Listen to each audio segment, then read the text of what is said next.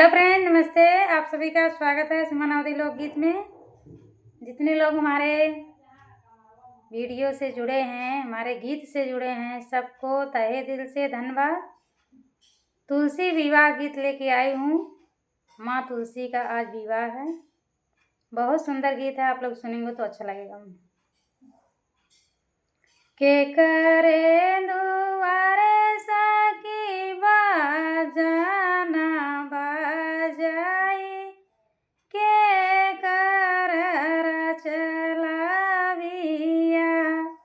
के करे दुआरे सखी बाजन बाजाई, के कर चलाविया।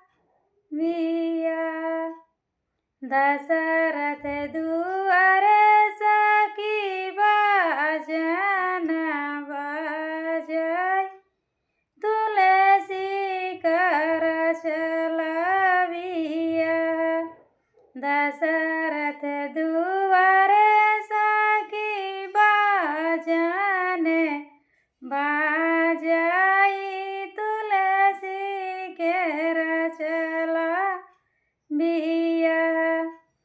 कौने दिशा से आवै दुल्हे कवने राम, के करे मड़वा नाई ठाड़। कौने दिशा से आवै दुल्हे कवने राम, तुलसी मड़वा बीचे ठाड़। के ताऊ करै सखी तुलसी का पाना, के ताऊ करै सिंगार, के ताऊ करै सखी तुलसी का दाना, के हित करै सिंगार।